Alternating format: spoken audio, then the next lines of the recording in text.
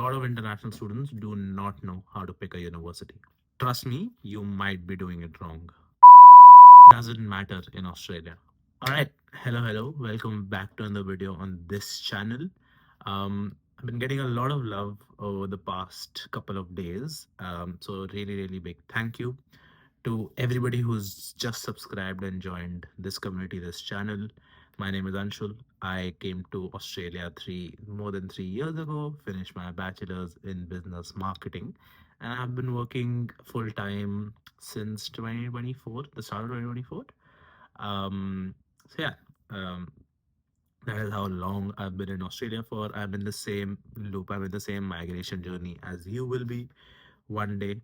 I've finished studying. I've gotten a full time job. So tick there, but still a long way to go, right?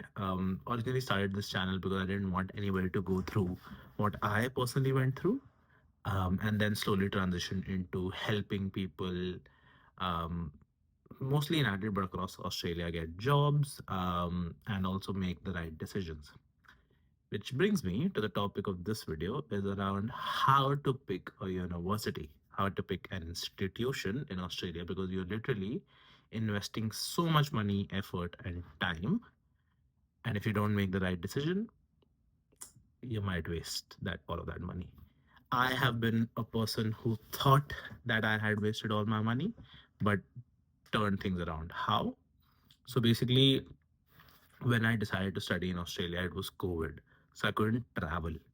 When I reached out to my education consultant agent, who was a family friend, etc., they told me to go for Torrens University, Australia, which at that time, in their defense, in my defense, it was like a group, like it was a, what is it called? Um, you know how there are different grades. So it was a grade A university with all the other big universities, right? University of Adelaide, University of South Australia, UNSW, all of these come in grade A universities. So I applied, I got in, got a good scholarship. The fees was cheaper than the bigger universities, obviously. And I got recommended that I go there. Um, Completed 1 year studies online due to COVID. When I came here in 2022, started asking around. So I used to live in a student accommodation scape. Started asking around, and nobody went to Torrens. Everybody went to UniSA, which is University of South Australia, or University of Adelaide. So I was like, have I made a mistake here? Um, so yeah, I was in that position where I thought I haven't made the right decision. But once I started going to uni, I got so much support. I got so many services that I leveraged. I got 2 jobs at uni, and we were allowed to work full time. So I had multiple jobs. So having a uni job was really good because it was a really easy and convenient job. So I made the most of my experience, and I wouldn't want to go anywhere else but Torrance at this point. But now things have changed. Sorry, Torres went to a grade B university when I actually came to Australia. That's why I started doubting my decision. Sorry, I missed that out. But now it's become essential for you to choose the right uni because things have changed in Australia. It's gotten a little harder nowadays. And a lot of people that are in my audience are from India, Sri Lanka, Pakistan, and there are other from other state countries as well. But what we do in our South Asian countries is that ranking is everything. If you're not going to a good ranked university, you're not doing anything in life. But let me tell you something that'll blow your minds. It doesn't matter in Australia. If you talk to Aussies here, they don't even know what group of eight is. I am telling you the truth. They don't even know what group of eight is. They don't know what group of eight universities are, what universities are in that group of eight. So really, it doesn't matter. It's only a status symbol in our country that, oh, my kid is going to a group of eight university. But the price that you're paying for the group of eight university, can you really afford it? I'm not saying go to Torrens. I'm not saying to go to grade B universities. But I'm saying that your decision shouldn't solely be based on I want to go to University of Adelaide, or now it'll be called Adelaide University. If you haven't watched the video, watch it here where I've explained what are the recent developments when it comes to University of Adelaide and University of South Australia.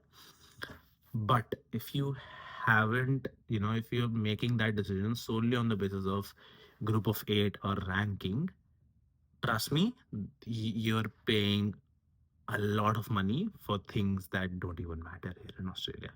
This is me telling you the honest truth. See, one of the things that we get into university for is to get a job, right? Is to get a full-time job, which will then allow us to get our skills assessment and then our PR. And generally, everybody wants a job, even if you don't want a PR, right? Studying from a non-group of eight university will give you as much of a chance as studying from a group of eight university will give you. I'm I studied at Torrens and I was able to get a job in a government organization. They didn't say that, oh, that you did your bachelor's from Torrens University, you're ranked lower than other applicants. That is not how it works here. Yes, studying in a group of eight university has its perks. You get um, exposure to more and more experienced lecturers, professors. The people that you go to university with will be also from the same class or from the same people that can afford that sort of a university. There are a lot of perks there. 100%. Go to University of Ireland. I'm telling you, it's a really great university. But this video, why I'm making this video, is to tell you to not make your decisions solely on the basis of group of eight, right? What are the group of eight universities? Sorry, I didn't explain earlier, but these are the group of eight universities. They're based all over Australia. So wherever you're going, this video is applicable to you, not just University of Adelaide or Adelaide students. So what should you exactly be researching about a university before you choose where to invest your money and efforts in? Think about curriculum. So let's say if hypothetically if you're pursuing a bachelor's of IT, compare the curriculum of different universities and the fees with all the universities available in the city that you want to go at. Check the curriculum, check if it is providing an internship or not in your curriculum. Check if there are any simulations, field trips, or any company visits that they do. Check if they get any industry partners during your degree to talk to you, to tell you what they expect and what sort of skills they want from you. um, Check what sort of particular subjects do they cover. Do Are those subjects even um, something you want to be studying, which will then make your occupation or your job um, future proof. So let's say if it's IT, does that contain AI?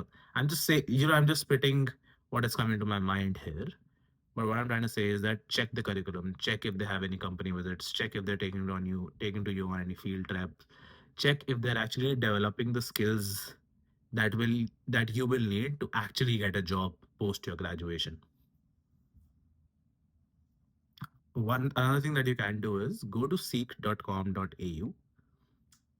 Whatever degree that you're pursuing and whatever job occupation that you will aim. So let's say if I pursued a bachelor's of business marketing, the designations that I was aiming was marketing coordinator, marketing assistant, digital marketing coordinator, officer, etc.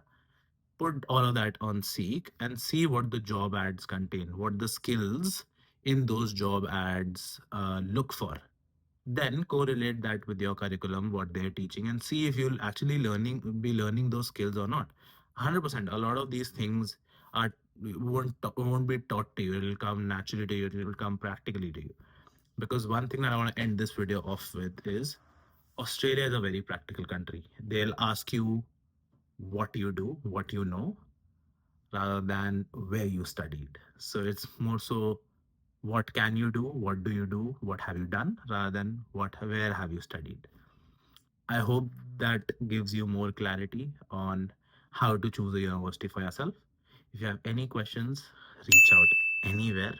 A lot of you haven't subscribed. It'll be great if you can subscribe, and I'll see you in the next one.